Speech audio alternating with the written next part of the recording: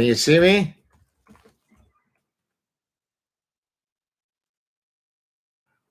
Volume? Well, I wonder what the Malibu meditator is doing now, because he must be sending, sucking up email.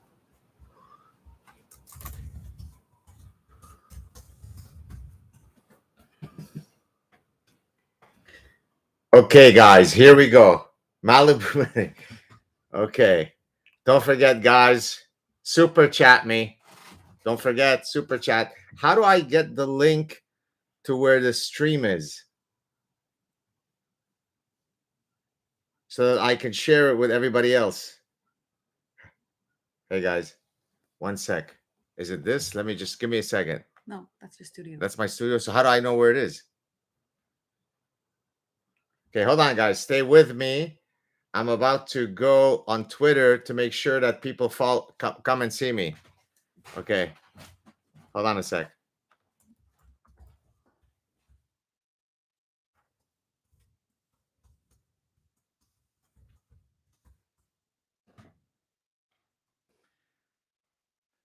Okay, so don't forget, this has to be, I better start seeing some super chats.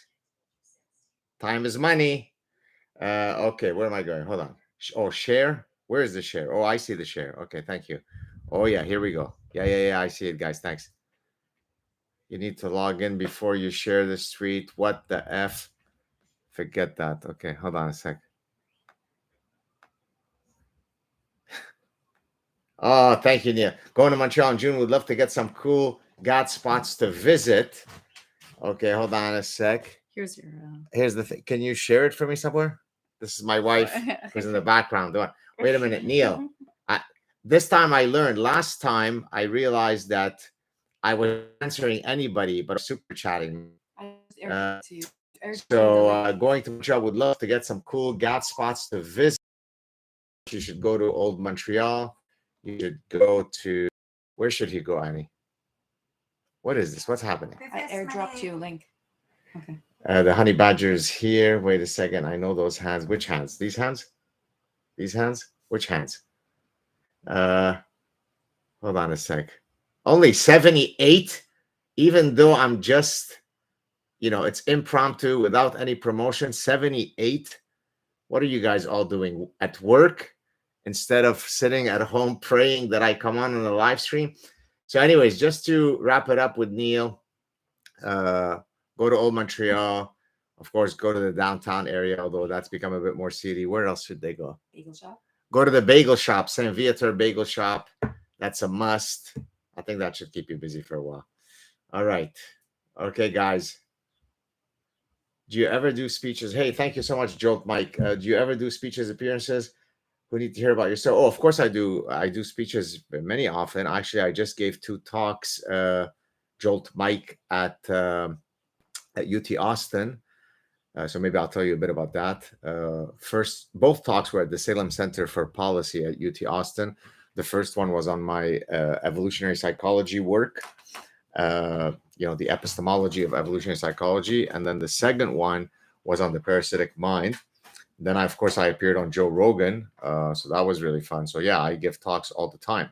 But, of course, the government takes 58% of my words, my syllables, my language, my life story. It doesn't belong to me. It works with the government. Oh, look at here. Squarehead, $5. How is your Hebrew? Can you say something?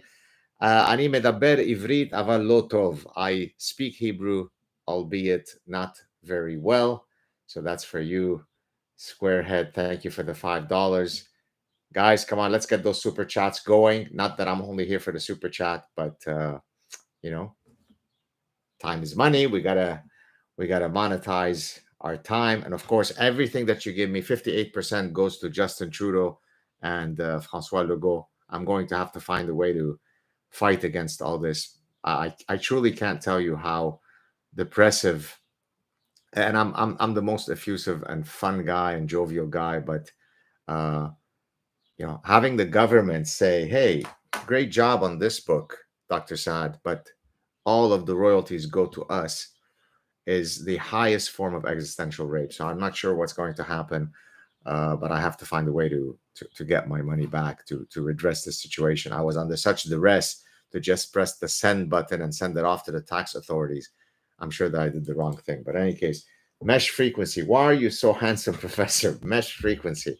Combination of genes, which just makes me look at this. You got this jaw, you got this skin color, you got the full lips, you got the green eyes. That's just. By the way, I don't know if any of you have seen the some Dutch artificial intelligence folks. I think they're Dutch. Came up with a composite of, I don't know exactly how they did it, of what Jesus would look like. Go check it out. Jesus looks like somebody you might be live streaming with right now. I'm just saying. He's from exactly the same area that I'm from. He's also Jewish. Is it any surprise that genes are what they are? Do you believe that Jesus was true National Social treated people fair? I don't know. I couldn't tell you. What are your thoughts on Pierre Poliviere? Well, if Pierre Poliviere gets me back my the money that was stolen from me, then he'll be good. And if not, he's a bullshitter just like the rest of them. Hold on a second. I sent this. It wasn't read, unfortunately. El Rizzle, it wasn't read. I'm so sorry. What I tried to do last week was kind of just read all of the messages that were coming in. And then I learned the protocol that, of course, you should always go to the super chat questions first. So if you want to post your comment here, El Rizzle, and I will answer your question. All right? But I'm going to be on the lookout for it. God, no more shirtless photos, please, or my girlfriend will call me. That is the truth. That is the truth. Have you thought of writing a workbook to follow up on the parasitic mind? I think there's a lot more to be said in terms of the woke stuff is only increasing. But, I also like to navigate in new areas. So I don't like to be kind of a one-trick pony. That's why my next book is A Recipe for the Good Life. So Parasitic Mind, huge international bestseller. Again, most of my royalties stolen from me. I'm hoping to get it back. Let's see. Maybe somebody can help me. But that book is about, faulty thinking. What happens to your brain when your brain is parasitized? But how about now working on another book that's the positive side of that, which is what are some positive mindsets that can help us live a good life? So I thought that was a good compliment. So rather than just constantly writing about, all of the ways by which people engage in faulty thinking, let's offer people some hope, some advice, and so on. Zane Clark, thank you so much for your message, for your super chat. What's the best way we should combat parasitic minds and develop? What resources do you suggest? Well, in chapters 7 and 8 of the Parasitic Mind, I actually answer exactly this question. Building nomological networks to seek truth. Activating your inner honey badger, not diffusing the responsibility of speaking to others. So I do have a whole set of epistemological and practical tools that you can use. Art Vandalay, thank you so much. 10 out of 10. Thank you, Art Vandalay, first for your super chat, and secondly for your lovely words. Please spread the word. I mean, imagine if I can get someone like Elon Musk, who keeps using woke mind virus as his term. If he were to say, hey, I read Saad's book, everybody go out and buy it. I mean, beyond, of course, the fact that it would sell more, we're also just involved in a battle of ideas. And so if everybody can spread the word so that more and more people can read the book, it would be great. Someone was asking me earlier, somebody asked me, have you seen 2000 Mules? Let me tell you about that. I was invited to the premiere of 2000 Mules, the Dinesh D'Souza movie in Florida. And I had to go through a whole Secret Service protocol because Donald Trump would be there. I would have hung out with Donald Trump. Don't tell that to the Malibu meditator. He'll get very upset at me. He's already very upset at me. And so in any case, I couldn't go because I had this trip to UT Austin. And so I couldn't, of course, cancel that. I had accepted to do it long ago. And so I wasn't able to go to the premiere of 2000 Mules, but I heard good things about it. And I'm hoping to watch it, so I couldn't tell you how it is. There was a gentleman who said that he did the thing last week. Oh, El Rizzo's message retracted. I'm trying to look for you, El Rizzo, to answer your super chat from last week, but you're not around. I don't know what's going on. So sorry about that. Hi, God, hope you're doing. Thank you for the work you do. Thank you for speaking out there. Thank you. I appreciate that. Any chance that your nephew Ariel might interview on his YouTube channel? Ariel and I have spoken actually about the fact of him coming on my show or vice versa. It hasn't happened yet. I'm not exactly sure why, but yeah, of course, I'd love to speak to Ariel. He's my nephew after all. What is the best book you've ever read?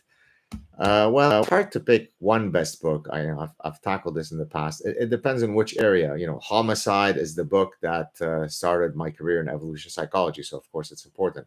Origin of Species, Darwin is is a classic. Obviously, is a standard. Higher Superstition is a book that really was a fantastic academic book regarding many of the woke nonsense that we see today. They kind of addressed it. It was written by a biologist and a mathematician way back in the 90s. So there are many great books that I've read. So it depends on which area we're talking about. All right, guys, let's keep the super chats going. Let's make this both fun, and also profitable. Hey, guy, just emailed you something really important. Okay, well, I received tons of Jolt. Mike, is there a chemical? Thank you so much for your super chat donation. Thank you, Kick Jack. I'll get to you next. Is there a chemical neural service we can point to that drives these parasitic that melt people up? Which is, well, it's interesting you say this. I'll come to you, Kick Jack, in a second. Thank you very much for your super chat. Many of you have probably seen in chapter 6, if you've read the book, I talk about ostrich parasitic syndrome, and I think it was a doctoral student or maybe a postdoc, he'd written to me asking if we can do some research using brain imaging to identify something akin to ostrich parasitic syndrome. Now, how would you do that, right? Ostrich parasitic syndrome is, an inability to see evidence for what it is, right? It's la, la, la, I don't want to hear it, right? And hence, that's why it's ostrich. You're burying your head in the sand. And so he was suggesting that maybe there's some neuronal signatures that we might be able to pick up in brain imaging that demonstrates this. I'm not certain what that would do, because thank you, Gary, for your super chat. I'll come to you in a second.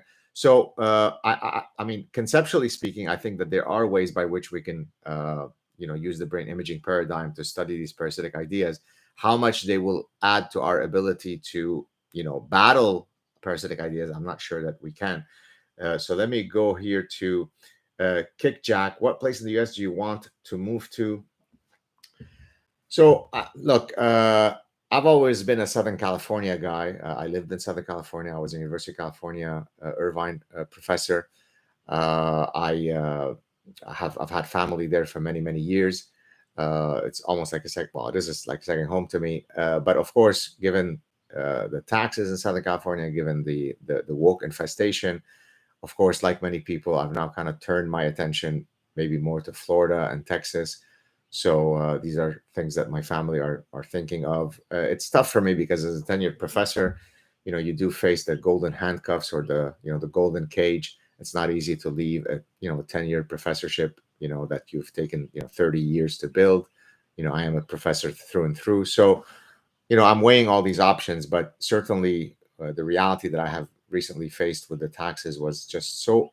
I mean, frankly, one of the reasons why I just came on the live stream is just to kind of get my mind off the unbelievably sense of desperation that I'm feeling, that all of my money, all of my hard work, all of my life story in this book, everything is stolen from the government. Imagine that. I'm not inviting you to a pity party. Just at some point, I'm even thinking of doing a whole article to address what a severe rape it is to treat your most productive citizens in this manner. It's punitive, it's confiscatory. Oh, you made money on your book, you give it all to us. So Southern California would have been first, but now probably Texas or Florida. Gary Denier Basse. In other news, hold on, let me just get through all of the people. I hope I'm getting all of them in the right place. In other news, the band REM single Shiny Happy People is about to be remastered. That should trigger people. Okay, fair enough. I was never a big REM fan. His voice annoys me, kind of this nasal, whiny. In French, we say génie mal compris, the misunderstood genius. This is the vibe that the lead singer of REM gives me. Have you explored? Thank you, Indie Prime, for your super chat donation. Have you explored the ORC or model of conscious No, I have no clue what that stuff is. I wish I could weigh in on it. Of course, I know who Sir Roger Penrose is, who I think one of the maybe 2 times ago when I was on Joe Rogan's show, he was immediately the guest before me or after me. So of course, great guy, Sir Roger, but I couldn't tell you anything about that. What's your take on the phenomenon of man by Desjardins and the what the hell EUP? That's me! Exclamation point! Thank you for your donation. I have no idea what the phenomenon of man by Desjardins and the concept. I don't know what that is. I truly don't know. I wish I could answer your question. Can't answer it. Oh, El Rizzo, thank you for coming back. Taxation is theft. My God, is it ever? COVID 1984 is the single biggest crime and medical fraud in human history. Well, I don't know if you guys saw, but I think, well, I'm sure this is happening all over the world. The amount of COVID specific money that was levied as part of our taxes that now has somehow disappeared is simply bewildering. So imagine when I go into my bank account on May 2nd and I take that amount that comes from these royalties, which is, you know, an amount that could have set me up for retirement, that could have allowed me to put a down payment for, a condo with my wife in Florida. I mean, I work for this money. It's my life story. It's my words. It's my syllable. It's my thoughts. It's my neuron firings. And I press a button, it disappears. Well, that money that just disappeared into the iCloud is part of that misappropriated or stolen COVID money. I despise the government. I mean, really, future historians will look back at this period just like we look at other grotesque realities, slavery, and so on, and will wonder how did people put up with it? Remember, taxation in 1917 or income tax came in as a temporary measure just during World War One. Fast forward 105 years, you could take 58% of my personhood. Belongs to you, government. It's unbelievable. Uh, did I answer everything else? Why is Sam Harris such a globalist nowadays? You know, I don't want to turn this into a slamming Sam Harris thing, but you know, Sam and I were friends. I've been on his show. We've had dinner together.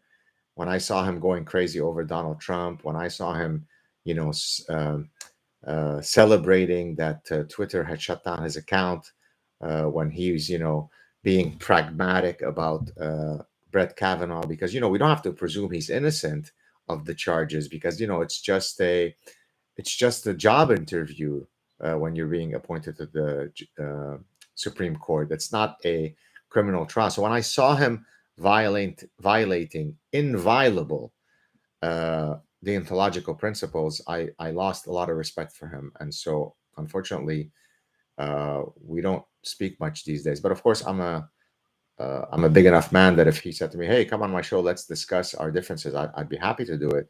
But you know, Sam is just one of many pseudo intellectual schmucks. That's okay. Uh, First of all, love you. What would it take for you to come spend a Shabbat with me in Long Beach at my Sephardic shul? Well, first I'd have to be in Southern California. Second of all, I don't know. I'm not sure. Long Beach. I'm usually in Newport Beach, so that's about an hour away, 45 minutes away. I don't know if I ever make it down there. Send me a text or something. Well, not the text, but you know, alert me. And if I'm around in the area, if my schedule permits it, I'll try to make it. Ronan, thank you so much for your super chat donation. I don't have a question. Just got excited seeing you doing this and want to incentivize you. You know what? Thank you so much. In a sense, even as we're doing this, and some of you guys are being generous and giving some donations, I just can't help but believe that whatever I can't escape, whatever you're giving me, most of it is going to go to the government. There is no way for me to have personal agency. I want to do something. I want to write a book. I want to give talks. I want to set up an online lectures. Anything that I do anywhere. By the way, most of the extra income I make is outside of Quebec and Canada, yet Canada taxes at 58%. Please, someone write to me. You're a tax lawyer. You're a tax accountant. Help me get my money back. Not just moving forward, how to protect it. I need to get the money that they stole from me. So thank you, Ronan. AD, thank you for your donation. I'm a Sardinian immigrant and have a tattoo of our flag. So you mean what? The Sardinia flag, I guess. I'm in college and I cannot for the life of me give a crap if these people think it's racist. I thought these people supported free expression. Hey, you do you. By the way, if you were Jewish, being branded with a tattoo would be problematic. As many of you know, in the Jewish faith, it is not, it is, quote, prohibited to get a tattoo. I'm not sure. I might be wrong here, but I think the theological argument is that you don't sort of tamper with what God created. And if I remember correctly, you can't be buried in a Jewish synagogue, in a Jewish cemetery if you are tattooed. So, AD, I'm presuming you're not Jewish. Otherwise, it's time to look into cremation. Hello, Godfather. Hello, Mrs. Godfather. Probably in the chat. I don't know if Mrs. Godfather is in the chat. Is she? I don't know. Dr. Saad, any thoughts on crypto? I know nothing about crypto. Nothing. Zero. And seeing how it's going down now, having had all my money stolen from the tax authorities, I'm not sure that I would want to be playing around with crypto these days. Okay, let's move on to Low Rung Maslow. Thanks, Professor. You fight the good fight. It's amazing. I know it's St. Paul, but hey, you're in. Thank you so much. I truly appreciate your donation, your kind words. Louis, thank you so much for your donation. Let theory, we will tend toward a dysfunctional enslaved from the natural consequence of our own example. I'm not sure exactly what you mean, but here's what I could say. A poor understanding, I'm answering Louis now. A poor understanding of human nature results in suboptimal policy decisions. And so in that sense, once you remove from a understanding of human nature, you design poor products, you design poor political systems, you design poor economic systems, right? Communism and socialism have always failed because they're antithetical to a fundamental feature of human nature. And as many of you have heard me say before, I love this quote from E.O. Wilson when he was asked about socialism/communism. He said, great idea, wrong species, right? It's great for social ants who have one reproductive queen and everybody else is an equal worker ant. It's not good for humans who are hierarchical. So yes, of course, when you decouple our nature from the downstream consequences of a poor understanding of our human nature, you get into trouble. Can do. Thank you so much for your super chat donation. My daughter plans to go to University of Austin in 2 years. Any chance you think she might have, given the education going here from private high school? You think it's worth trying as a Canadian? Do I think it's worth trying to go to University of Austin? Well, I don't know about their curriculum, but what I can tell you is that during my trip to Austin, so for those of you who don't know, I was just in Austin. Only 272 people on this chat. How is it not 2.7 million? God Saad shows up in the middle of a Friday before Shabbat, 280 people. It should be 2,800. It should be 28,000. Go tell your friends to come join us in our chat. Okay. So I went to Austin. I gave 2 talks at the University of Texas, Austin. I met some really super wealthy kind of in French, you say milliardaires or billionaires in English, to talk about all kinds of exciting opportunities. And I met with the president of University of Austin. So I could only weigh in on that. He seemed like a very, very cool guy. They're trying to put together a really interesting curriculum there, not only in terms of, being anti-woke, having classical liberal values, but they're trying to also break disciplinary silos, right? The idea, if you're in political science, you study this, and if you're in finance, you study that, and there are no interactions between the groups. My wife is here with the fan. It's so hot in here. It's like 1,000 degrees. Hi, beautiful wife. How are you? Just say hi so that they can hear you. Hello, hello. Oh, you hear that? You hear that sexy voice? But you never see her. See, that's the beauty. Maybe my wife is a guy. Maybe she self-identifies as a guy. You don't see her for privacy issues. I'm the schmuck who's always in public. My family is kept in the private background. So I think University of Austin is doing some really, really cool things in terms of trying to create greater interdisciplinarity. But of course, they haven't started yet with their first cohort of students. I think this summer they are teaching a forbidden knowledge course. I think maybe Pete Bogosian is going to be teaching there. I can't based on what I've heard, it seems like they're doing the right thing. So I wish your daughter best of luck. Can do. We'll see how that goes. But yeah, that's great. Okay, let's move on to Steve Drake. Hold on a second. It is good, love. Thank you so much. I want to make sure. I'm afraid to miss anybody. You know what? Thank you so much, Steve. Yeah, every penny counts.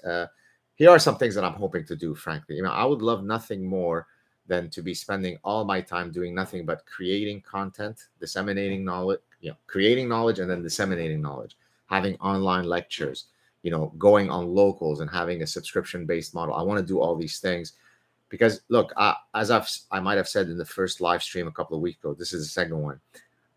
I'm a professor through and through. It's in my DNA. No one is, no one is meant to be a professor more than me. I never imagined that I would leave academia, and I hope to stay in academia. But there are some elements of academia that are becoming quite burdensome, right? For all sorts of reasons, not just the woke stuff. That's really bad. Not just the parasitic ideas. That's really bad. But, things move very slowly in academia. The bureaucracy is very difficult. If you're entrepreneurial, if you're a free spirit, if you're irreverent to the orthodoxy, you want to do big things, the system is set up to slow you down, to say no. And so, I'll never retire from the intellectual life. But if there are other exciting mediums by which I can, grow the platform, reach more people, create online lectures, create, exclusive content behind a subscription-based, all kinds of really cool things that, help me monetize and, protect my financial future if I decide to leave academia, but also that allows people to keep, learning, then I'm happy to do so. Thank you, love. My wife just gave me some stuff so I don't get dehydrated. So you don't need to apologize for whatever you gave, Steve. Everything that you give is good. Frederick York, how many beers can you drink with? All right, here's a story. You ready? I'm 23 years old. I have very long hair. I'm playing on this big soccer team. But it's not as competitive as when I was a teenager. So it's kind of a competitive team, but not a professional team. And we're playing in a tournament in Quebec. I had won actually the best player in that little tournament thing. When the players found out on my team that I had never drank, I think I'm 23 at that point, they jumped me in the hotel room, held me down, took my ponytail, took scissors, and they said, "You're drinking tonight, or else you're going to have a really unpleasant haircut." And having the Samsonian complex that I had back then, I started to drink. So that was the first time I drank. So it's not really in my makeup to enjoy alcohol. I do like a nice dry white wine. I do enjoy Bailey's Irish cream. I enjoy that.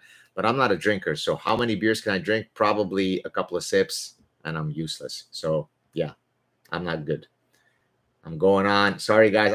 I learned my lesson from last time around. I'm going to the super chat, folks. You want me to read your question? You got to do the super chat. What are your thoughts on the Habs? Are you a fan?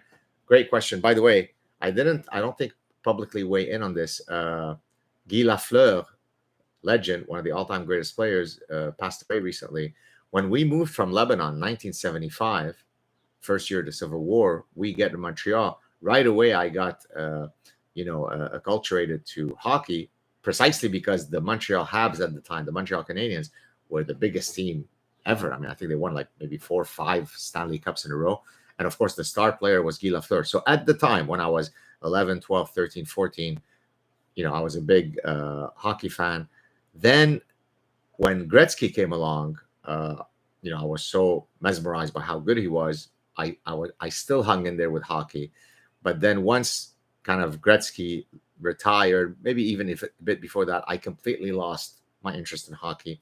I couldn't name you 2 players on the Montreal Canadiens. I could name one, the goalie, Price, and that's it. So unfortunately, no names. Thank you for your super chat, but I don't know anything about the Canadiens. George Kamajian. Oh, look at that. We've got an Armenian. My wife is Lebanese Armenian. It's not the quantity, Dr. Saad, it's the quality. 200 here is equal. Well, I don't think we need 200. Your equation there is off. You just need 3 guys with balls. They can defeat 10,000 castrati. But yes, we're at 295. I'm sure, by the way, that if I were to promote this, by the way, I've done 2 so far. This is my second one. I just literally press the go live button and we're off and running. So I'm sure, like, if I were to now advertise this stream, we'll get a lot more people. But you know what? Let's keep it more intimate. If they didn't find out that I'm on, it's their loss. Screw them. So thank you, George. Let's keep going. Let's keep going. All right. We're getting some good guys. Okay. Okay. Hold on, guys. Hold on, guys. I'm getting a lot of people. So I want to get everybody who, oh my goodness. Hold on, guys. But okay. Okay. Next one. Konstantinos Konst. NOK. I don't know if that's Norwegian thing. Oh no, that's, I guess, maybe Greek. Best greetings from Greece, Professor. Thank you very much for your work. Thank you so much. Most gorgeous place I've ever visited, Greek islands. I mentioned, I think, in the last live stream, went to Athens and 5 islands. You ready? Corfu, Santorini, Naxos, Crete, and the 5th one, none of you have ever heard, Foligandros. We got into, I was traveling with a friend of mine. We were backpacking, got into the little boat. I said, drop us on an island where there are no tourists. He drops us off at Foligandros. My goal is to, hopefully in the next couple of summers, take the whole family and just go do like a 1-2 month debauchery in Greece. So thank you so much, Konstantinos. Jeff Horton, my goodness, thank you so much for your incredibly generous super chat. I'm a Marine. Can I tell you something, Jeff? I might receive 10 emails from professors from all sorts of fancy universities saying, oh, Dr. Saad, you're my hero. It doesn't equate to when one Green Beret, Navy SEAL, Marine writes to me and says, I love you, man. We love you at my, whatever battalion or division or whatever you guys call it. That's the kind of guys that I so admire, people who have courage, right? Now, I wouldn't speak with disdain of academics if they exhibited intellectual courage, right? Marines are exhibiting physical bravery, right? They're putting their lives on the line. Okay, well, how about academics just give us the same thing? Be courageous, be irreverent, speak to people. I'm sitting here Friday. I said, you know what? I don't want to sit and be depressed that they stole all my money and so on, although I do hope to get it back. But they took all my book royalties. You know what? I'm just going to log in. I'm sure that there are some fans who would be happy to chat with me. Let's see what I can get. And here comes Jeff Horton. He doesn't have to support me, and yet you do. You don't have to be a Marine and put your life on the line, and you do. So my hat's off to you. If guys like you weren't around to protect guys like me so I can freely speak, then we'd all be speaking some other language, maybe German, maybe Russian. So cheers, Mr. Horton. Lawrence Reddy, thank you so much for your super chat. Always great listening to you guys. When are you finally going to make a podcast with that? Whoa. Are you telling me you don't know that Nassim's already been on my show? Get your life in order, son. Focus properly on the things that matter. Go back to my inventory and check out our chat. We had a fantastic chat. But what I can definitely say is that he's long overdue for a repeat chat. So let me put that on the list. I actually spoke to him on the phone. He was in Lebanon about 10 days ago. He's doing well. He can be fiery. He can be erratic. I mean, not with me, but with others. But he's got a good mind. So thank you so much, Lawrence. Let me move to Good Mother. Thank you so much. Well, hello. How can someone get a great thinker such as yourself to come and speak at Texas A&M in Texas? Let me tell you a story. I don't know. By the way, this is called the ayran. It's not milk. It's ayran is a Lebanese drink. It's like a type of yogurt, but that's very salty. Cheers. A few years ago, I was invited to do a speaking tour in Lubbock, Texas. I guess that's Texas Tech. Then Texas A&M, Good Mother. then University of Texas, Austin. So I had a whole bunch of schools that I was doing as part of a Texas tour. I think I was on sabbatical that year. So the first stop was in Lubbock. I was giving a big talk there. And then in the morning, I get all these panicky talks. Dr. Saad, I think we're going to have to cancel your talk. We're going to have to cancel. I thought, okay, I don't know. Is it the woke thing? Is it some people, demonstrating against me? Which, I don't really get too much of that. Who could demonstrate against this? Who could deplatform this face? Look at this. Look at this facial feature. Look at that structure. I mean, God damn. I mean, I look at myself, I'm falling in love. Yes, I'm kidding. No, I'm not narcissistic. It's self-deprecating. I'm joking. Okay. Anyways, I said, oh, we have to cancel. I said, why? I said, oh, the weather. I said, so I look out the window. I don't see anything. I said, well, what weather? Is there going to be a tornado? What's happening? I said, well, no, the snow. Everything shut down. There was literally about this much snow. I mean, I don't think it made half an inch. I said, we're shutting down all of Texas because of half an inch of snow. I'm from Montreal. The city goes on if we're buried under 900 feet of snow. And so what ended up happening, I got stuck in Lubbock for the entire week. No flights out. The Texas A&M trip was canceled. The University of Texas Austin trip was canceled. So you should have come to the University of Texas Austin, where I was until yesterday, and you could have seen me. So who do we need to bug? Probably psychology department, could be behavioral biology, could be the business school. Make them invite me, and I'll be back.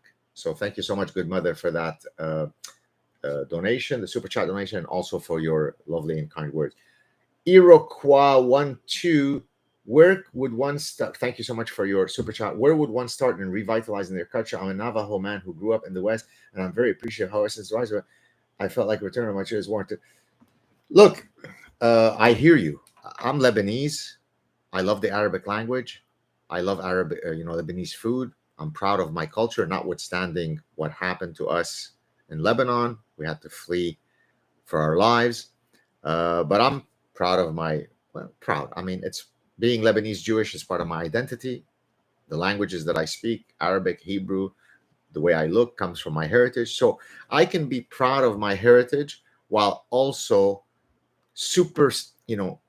transcending those, cultural and religious heritage by defending foundational universal principles. So there is nothing wrong with you being proud of your Navajo background, but then don't give us the bullshit. I mean, I know you're not, but I'm speaking generically about indigenizing knowledge. No, there is no indigenizing knowledge. There is an inherent richness in Navajo culture, which, hey, I want to learn about, and it's gorgeous. And we're all richer for intermingling amongst cultures. But there is no Lebanese Jewish way of knowing, and there is no Navajo way of knowing. There's the scientific method way of knowing. Hence, that's exactly what I talk about in the Parasitic Mind, which I hope you all go out and get a copy if you haven't yet. If you're, if you don't want to fund my work through the super chat, you could or go and get another copy of the Parasitic Mind, or go gift it to your daughter or son going to college, because believe me, they're going to need it. Let me tell you, it's worse than you think. I receive the emails every day from my university. It's insane. But in any case, so of course, return to the Navajo way, enjoy it, celebrate it, be proud of your heritage, but always know that more than the things that differentiate us are the things that we share in common. One of which is these foundational principles: meritocracy, the scientific method, individual dignity, presumption of innocence. They are these foundational, absolute values, deontological values that I don't give a damn where you're from and what your background is. They transcend our cultural, religious, ethnic, racial heritage. So go for it, but always recognize that you must defend human universals. All right, next. EUP, that's me. Thank you so much for your donation. I see parallels between Desjardins, Noosphere, the Global, and some of your ideas. You'll have to tell me specifically what they are, because I have no idea who Desjardins, Noosphere is. No clue. I mean, I'm guessing the global hive consciousness, it sounds almost like the collective conscious argument of Jung, which of course is rooted in a cultural transmission that is evolutionary based. And so if that's what you mean, that there is a link, then I can see how that would be the case.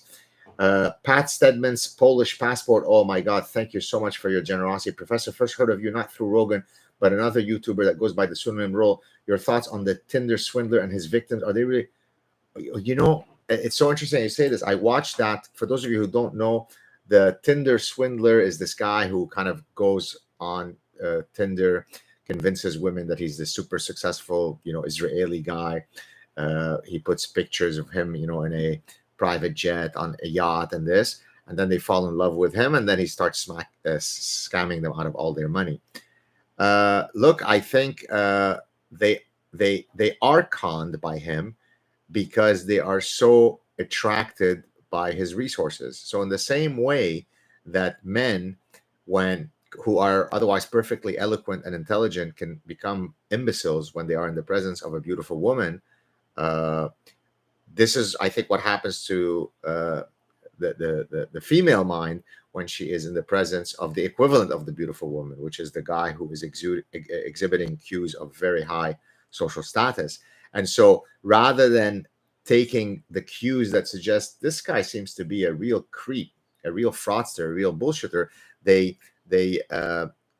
shut off those signals because they just want to believe that he's the prince who's going to rescue them. And I'm not blaming the victim here. I'm not saying, well, they deserve what they got because they should have known better. No. But when I look at the guy, the second that I hear him speak, maybe because I'm attuned to his bullshit Israeli stuff, I look at this guy. He's a little weasel. I mean, he's got about as much sexual charisma as the guy who owns 58% of my book, Justin Trudeau or Justine Trudeau. But yet he's in a private jet and the ladies love the high status. So yeah, I highly recommend, for those of you who haven't watched it, incredible story. By the way, I had a group of students this semester who studied personality traits that are predictive of susceptibility to online scams. So right up the alley of that Swindler, Tinder, whatever the name was. Okay. Kick Jack, another thank you so much. A researcher taxpayer for living in Puerto Rico also asked wealthy friends about those they hired to handle their money. Hire them. Yeah. And now watch what happens. I hire them. I transfer my money to their account, and then I become the story on the show American Greed. So not only the Quebec and Canadian government steal all my money, whatever is left then goes to the guy who's handling my money in the Cayman Islands. You know what? Life can be so ugly. All I love to do is create knowledge, disseminate knowledge. I'm sitting here Friday afternoon chatting with a bunch of people who actually wish to hang out with me. I'm honored that you would shoot. You could do many things in life, yet you're here with me. So thank you for that. But life, people can be so ugly. My mother used to always tell me, and I mentioned it in chapter 1 of the Parasitic Mind, Gad, the world is not comprised of your purity bubble. The world is ugly. And I used to think, no, people are, purity and honesty and integrity. And then the more, as the old expression says, plus je connais les gens, mieux j'aime mon chien. The more I know people, the more I love my dog. I think I might agree with that. Kevin Lorenzo, thank you so much. I will be in Montreal June 15th, 20. It would be a dream to meet you. Will you treat me for a cup? Will I treat you? Okay, hold on a second. So it's not, hey, Dr. Saad, can I treat you to the fanciest steakhouse because it would be an honor to spend time with you. It's, can I treat you out? Somebody's got to learn their etiquette. I'm just kidding. I'm not sure if I'll be here. Actually, I think we will be leaving. I'm not exactly sure when my kids finish school. We often will end up going to Southern California. So it probably coincides around then when we'll be leaving, or shortly thereafter. So probably won't work in terms of scheduling, but tons of people meet me in the street every day. Tons and tons of people always stop and say hello. So I hope we can see each other. But thank you very much for your lovely super chat. Dan Showman. Is that? I'm not sure if I'm saying it right. Montreal-based Aussie. Australia So Greek islands, I said, one of the most beautiful places I've been to. Australia, I spent 7 weeks, Australia, New Zealand, Cairns, Brisbane, Adelaide, Melbourne, Kangaroo Island, Sydney, did it all, but only on the East Coast and Victoria State, not West Coast, not center. Loved it. I would have moved to Australia if it wasn't almost as shitty in terms of taxes as Quebec and Canada. Uh, my girlfriend introduced me to you a year ago. A year ago. Come on, man. Get your life together. I had a progressive AOC mindset, but it's changing. I love it. I get invigorated by knowing that somebody was completely parasitized by shit. And then, look at that. You're redeemable. You grow up. You realize that AOC's ideas are the ideas of a 3-year-old, the utopia. Let's all kumbaya. Let's have solar mills that power our fighter jets. Yeah, that's it. Solar mills. And so then we grow up and we get out of our progressive utopian stage. So I am delighted, Dan, that you've come around, and I'm delighted if I was able to contribute in your transformation, your ideological transformation. Sean Bodah. Bodah, is that right? Or Bodah? Are Canadian conservatives basically center-left Americans? I hate those kinds of labels. I mean, I guess so. People who always ask me, what are you? Are you conservative? Are you liberal? I never answer this question in a straightforward way, not because I'm trying to be coy, but because I genuinely don't buy into all this nonsense of being tribal towards one camp or another. You ask me about the death penalty or about immigration, you would think I'm super conservative. You ask me about transgender and gay rights, you would think I'm the most socially liberal. I take issue by issue, piecemeal, and then I present a position based on, evidence and logic. And so, I hate those kinds of, pigeonholing things. But yeah, I guess conservative, yeah, center left, or maybe some, depending on the strain of how conservative they are, they could be slightly center right. But yeah, overall, they'd be kind of centrist. Would love to hear your thoughts on Quebec's Bill 96. I lost people. Hold on 1 second. I want to make sure that I don't lose anybody who donated. Hold on a second, guys. So handsome. Thank you, Jenny. Hold on. I want to go back to the one. Michael Arturo. Hold on. I'm coming back to you. Roll 1 second, guys. 1 sec. I would love to hear your thoughts. Remind me again about what is Quebec Bill 96. Forgive me, I'm showing my ignorance because I get so many bills thrown at me and weigh in on this and testify on this and consult on this. So I'm ashamed to say that I can't remember which one is Bill 96, the French Hijab bill, or it's not the secular bill. I don't remember the numbers. So apologies if I see you responding here. I'll try to be on the lookout for it, and I'll try to answer. Otherwise, I'm sorry, I don't. Or I can let let me just quickly look here. Bill 96, Bill 96, Quebec. Let me just see. See, this is how much I love. Oh yeah, respecting French, the official to strengthen Bill 101. That's the one that I thought exactly. So the part that I know about Bill 96 is the one whereby they're making it even more difficult to go to English CJEPs. English CJEPs, for those of you who don't know, in Quebec, we have a unique university educational system. You finish high school in grade 11, then you go to college, which is not the same meaning as college in the US. You go to college for 2 years, you get a separate degree, it's a college degree. Then you go to university, which is the undergrad, the bachelor's degree. And so now Bill 96 is trying to strengthen Bill 101. Bill 101 was the original bill, draconian, rather fascist bill, came out, I think, 1976, or it was around René Lévesque, the premier of Quebec, who was very much of a French separatist, Quebec separatist, whereby there's always this insecurity that, the French language is going to be swallowed by the big English monster in Quebec. And so they put up all of these draconian linguistic police measures. Oh, by the way, much of the royalties that are stolen from me is so that people can go around making sure that when there's a sign in English and French, the French sign is in bigger font than the English signs.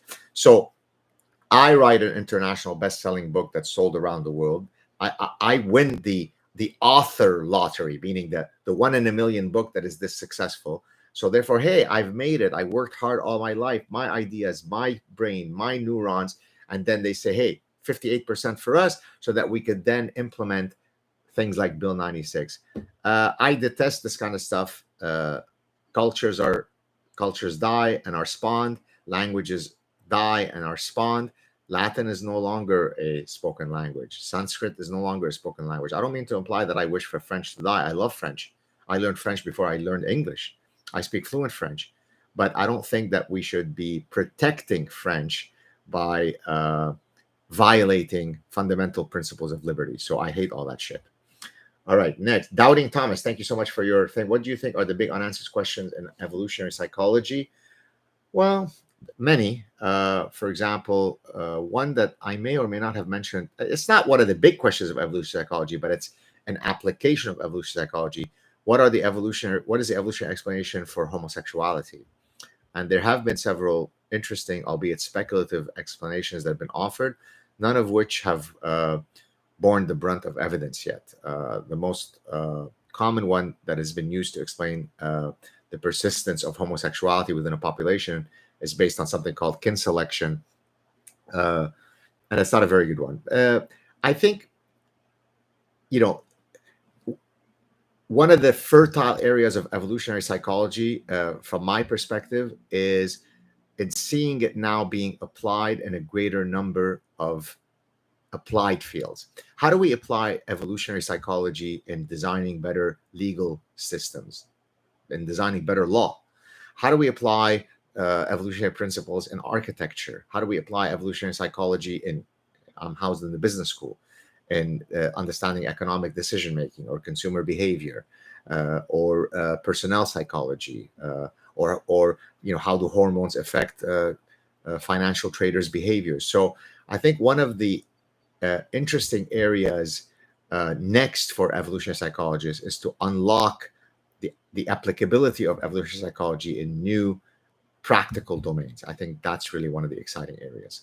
But that said, though, there are many unanswered questions at the more theoretical level.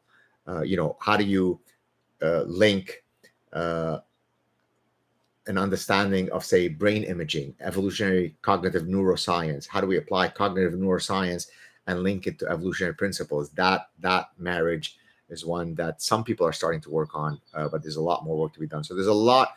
I think one of the things that I've been calling for is that we need to kind of move away from, the 9,873rd study on the evolutionary roots of human mating. Yes, there's still a lot to learn about the evolved roots of human sexuality, but that's where many evolutionary psychologists have built their career, because, of course, mating is a key Darwinian drive, and therefore it's easy to take evolutionary principles and apply it to the most fundamental Darwinian reality, which is sex. But there are so many places we could be applying evolutionary principles, and my career has been exactly that, right? So I've published papers in medicine and economics and politics and marketing and psychology and evolution, all of which are related, are linked via the application of the evolutionary lens. And so I think that's the next place. So thank you for that question, Doubting Thomas. Kick Jack, thanks again for another lovely super chat donation. Rollo Tomasi Edmari Zurich wants you on his show. Also, would you go on Rekiata Law? Rollo Tomasi, I only know of him because several people have made that comment. So in that sense, I know who he is. I mean, he is only through this kind of thing. I've never watched his show or anything. Look, if he's got a nice platform and so on, and if schedule permits, I'm trying to take a bit of a hiatus these days, this summer, because I want to wrap up my next book, A Recipe for the Good Life. I hope that you guys will check it out. So, we'll see. Rekieta Law, I have no idea who he is.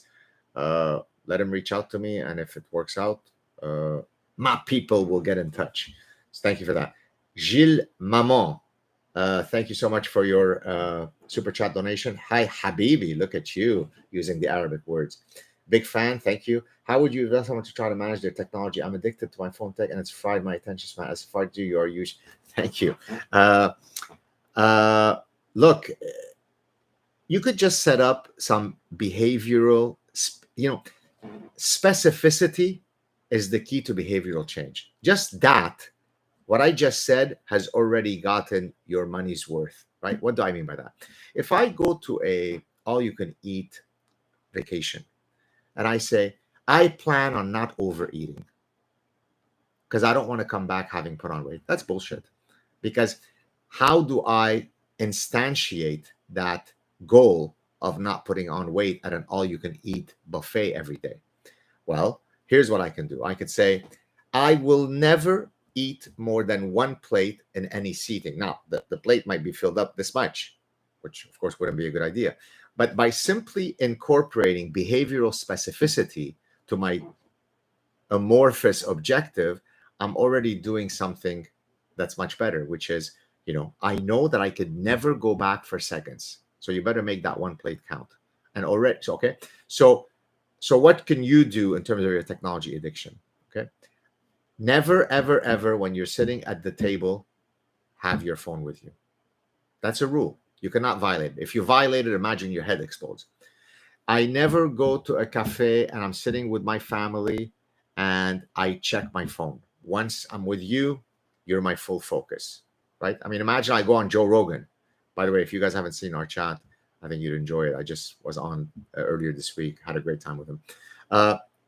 When you're sitting with someone, you don't want to be checking your phone, right? I'm focused on you now. I'm checking who's writing to me. I'm seeing all your lovely comments, right?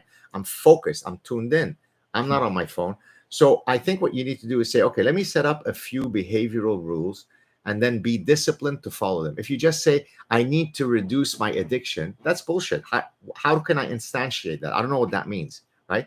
If you say, for example, every week when I get that final countdown of whatever the status, how many hours I spent per day, I need to see it down. So for example, I've instituted a strategy many years ago now. I think it's been at least 3 years maybe, where I don't check my emails to the best of my abilities on weekends.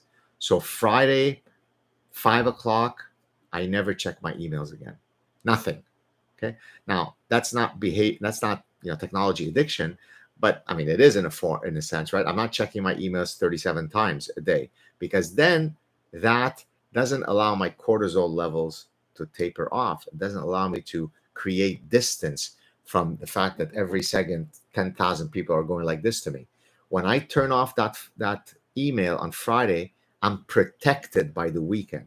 In a sense, Shabbat, for the Jews that are listening here, even if you're not Jewish,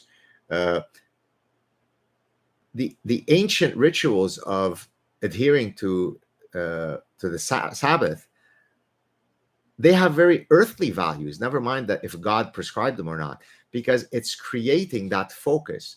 During Shabbat, there's no technology, there's no turning on electricity, there's no work, there's no this. All of these things are creating a pause button on the chaos of your life and saying, be in the moment. Now, you can package that prescription within a divine, umbrella, or it's a very intelligent earthly prescription. So behavioral specificity will get you far, Monsieur Maman. Thank you so much.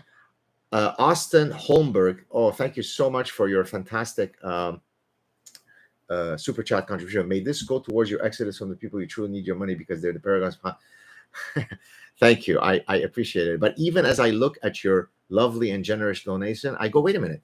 I'm sitting here. I built a community with my fans. They read my book. They watched my show.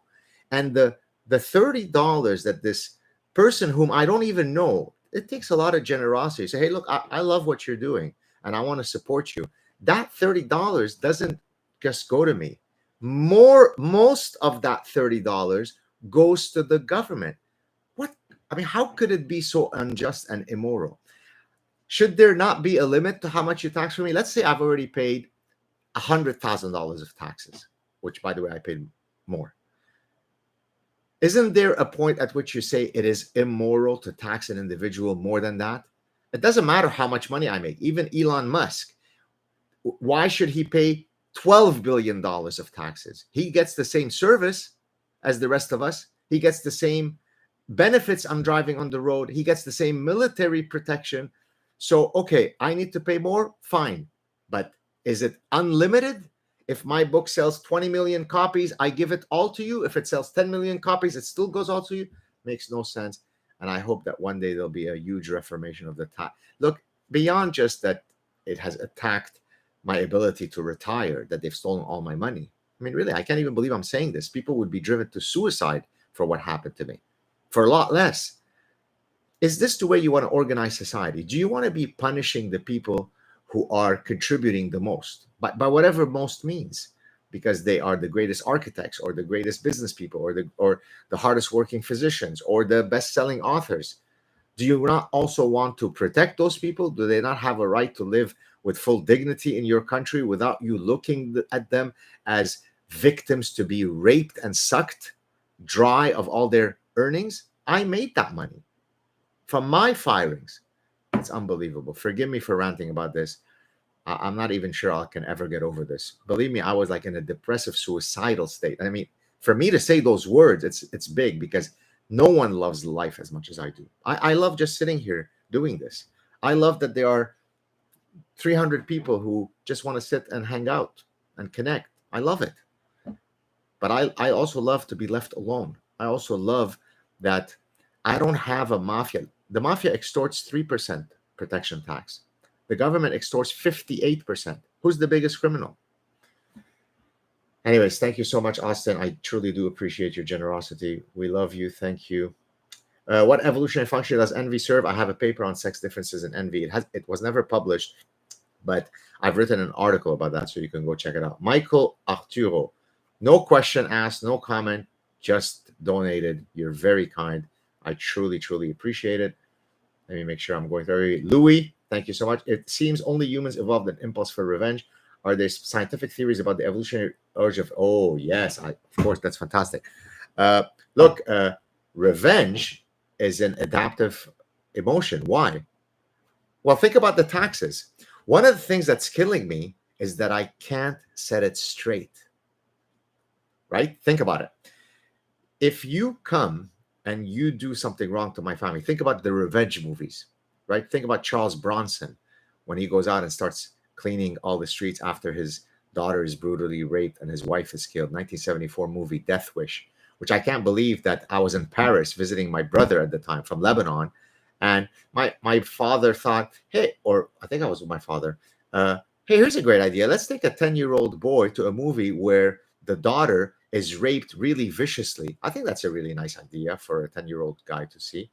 I mean, that movie traumatized me. But in any case, well, what happens with revenge? The reason why bad guys out there don't come to me and do something bad to me is because they know that I am armed with the emotional apparatus called revenge, which says that if you do something bad to me, and I have also big guys that are with me, then there's going to be a tit for tat. So what keeps human sociality in check and with its dangers is that we've evolved a set of emotional systems that are adaptive so that we can live among conspecifics, including if you do something wrong to me, and if it's really egregious, you better watch your back, and that maybe might stop you from doing that to me. And so there are all sorts of compelling reasons for why revenge would have evolved, and I hope that that's in congruence with your theory. So yeah, revenge is a good idea. Now, of course, revenge is a dish best served cold, which of course means sometimes that you don't have to be impulsive. Sit back, wait it out. And that's what's killing me about the taxes, because I'm a man of action. I'm a man who traces his own trajectory. I don't give a shit about what people think. I do what I want to do when I want to do it, right? I'm not impolite. I'm diplomatic. I'm gracious. I'm sociable. But I trace my own trajectory. So to have a anonymous government who has literally these two boxes in my bank account, I mean, literally, Quebec government, Canadian government, I click them and just transfer all my books royalties to them.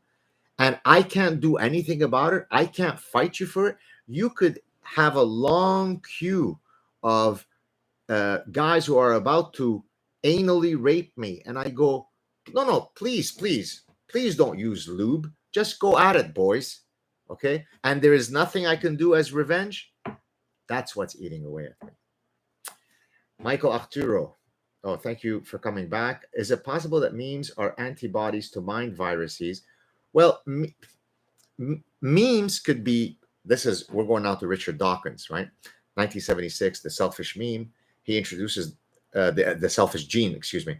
He introduces the concept of a meme as the cultural analog to the gene, right? So in the same way that genes propagate, memes propagate. What are memes? Memes could be beliefs, right? So a religion is a memeplex. It's a complex interweb of memes that are linked together into a belief system. Well, memes could be positively valenced.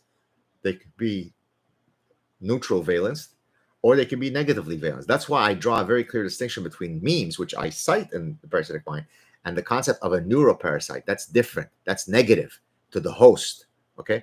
So, yeah, I mean, depending on what the mind virus is and depending on what the meme is, then yeah, the model could be exactly what you're saying. But I mean, that's what I'm saying in the Parasitic Mind, right? There's a set of neuroparasites, and then there's a way by which you could inoculate yourself against these brain parasites. So I'm not using a mimetic framework. I'm using a neuroparasitological framework. Thank you for that question, Michael. So handsome. Look at you, Jenny. Jenny, my wife is in the next room. She might get jealous of that, but no, thank you. That's very kind of you. God, do you ever face scrutiny from CBSA? I don't know what that is, the border. Sorry, I'm going to stick to my super chat, guys. You want me to answer your questions? You gotta tit for tat, reciprocity, people. Rasmus Royfsed. I'm sure I totally destroyed your name. My deep apologies. Any good Lebanese dishes you could recommend? Oh my goodness, no kidding. Absolutely. There's all the usual ones. The ones that everybody would know: shish tawuk and shawarma and hummus. It's hummus. It's hummus. It's not Hamas. It's not Hamas. It's not hummus. It's hummus. If you don't pronounce it properly, don't effing eat it. I despise this hummus. It's hummus. All right. But if you want sort of the non-traditional stuff that most of you wouldn't know, mluchiyye, and you could go on my wife's channel. She has a YouTube channel which was really starting to take off, and then she decided that she didn't want to do it. She's very private and so on. Even though you don't see her face, you only hear her voice. She did, I think, 10 or 11 clips that were starting to get some views. She was getting a lot of subscribers. On one of those shows, there's how to make mluchiyye. That's one of my favorite dishes. Another great dish is mughrabiyye. Is very good. Fasulye is very good. For those of you who are Lebanese, you'll know what these are. So there are a lot of indigenous, very cultural, Lebanese dishes that are not the things that you would see in the typical, Lebanese restaurant. That's like 0.01% of the Lebanese dishes. Lebanese food is truly amazing, not because I'm Lebanese, because it's very much the Mediterranean diet, and we know from epidemiological evidence that the healthiest diet is certainly the Mediterranean one. So all sorts of great dishes. But by the way, this right here, ayran, amazing to drink. Whenever you feel depleted in terms of dehydrated and so on, you've trained a lot, you drink a glass of ayran. It's kind of like a salty yogurt, and it just revitalizes you. All right, let's move on. Honest Mistake, thank you so much. Great to see you online, Professor. May I ask your thoughts on the future of Twitter and social media and what that means for society? Yes, thank you. Well, if you mean Twitter, kind of the Elon Musk, as you guys know now, there's been a little kink in his attempt to purchase Twitter. I don't know if it's because Tesla lost a lot of stock value. I don't know the details.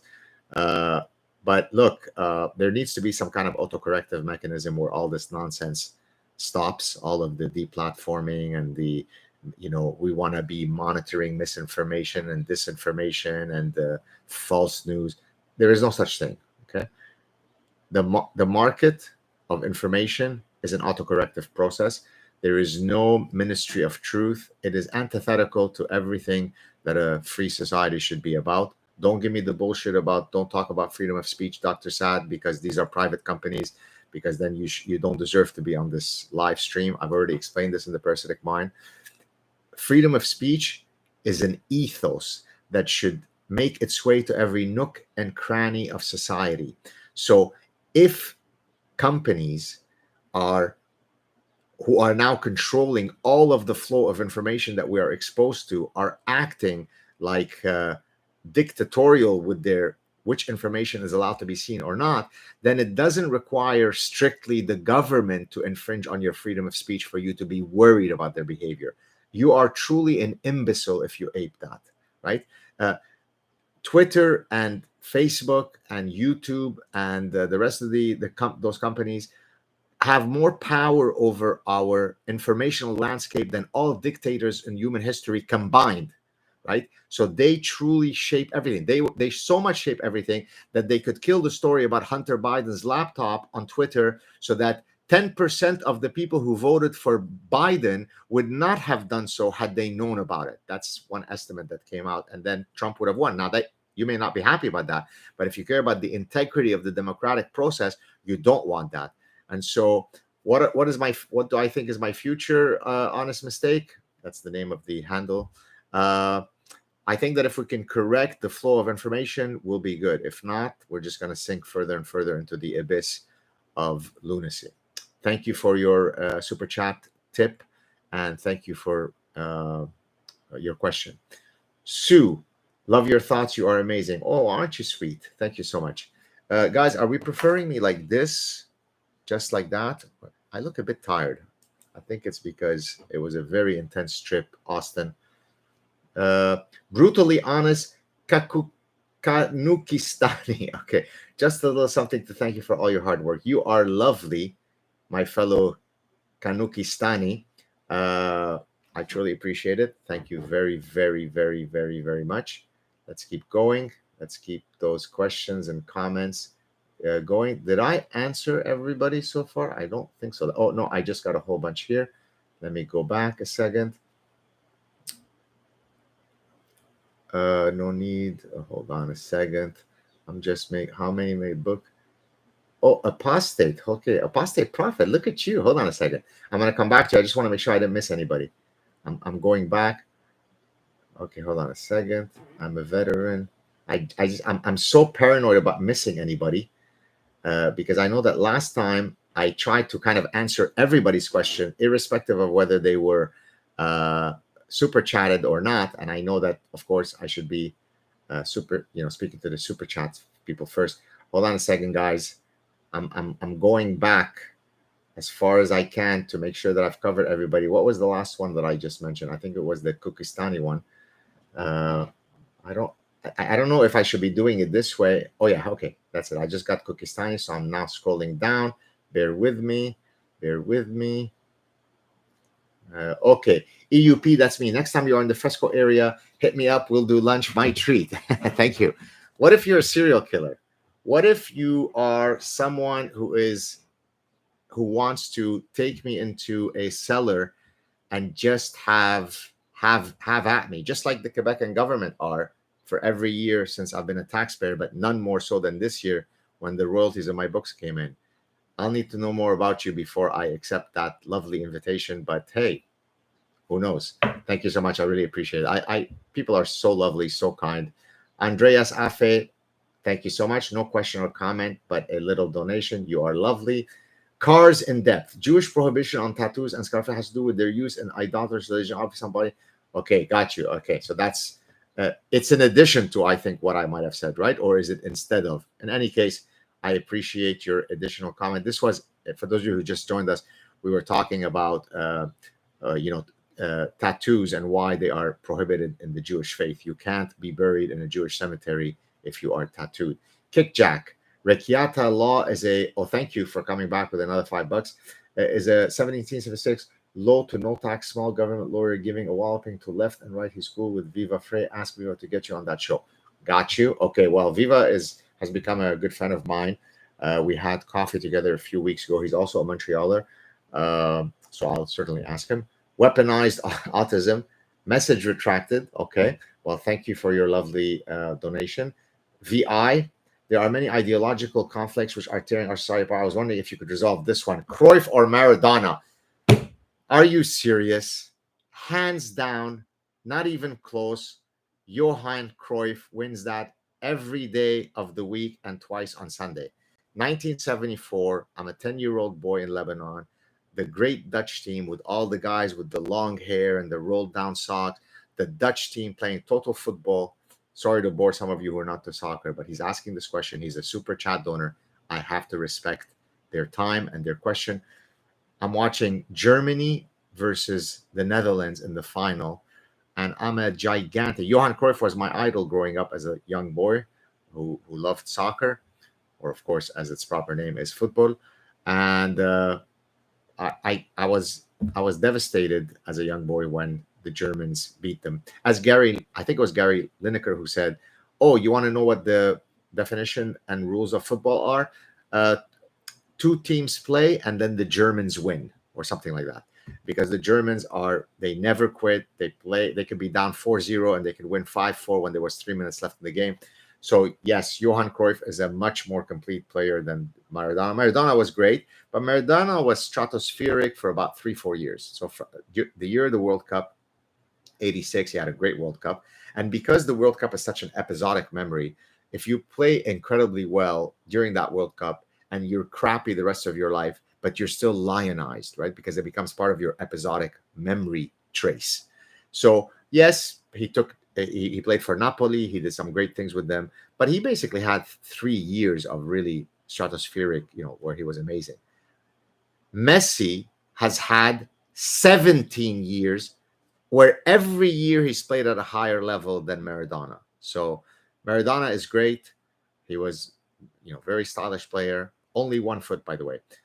You can't be such a great player and be completely useless with your right foot. So Johan Cruyff, hands down, not even close. Okay, let's move on to other. Marion Harry, just tuning in. Hi, thank you so much, Marion. Very, very sweet of you.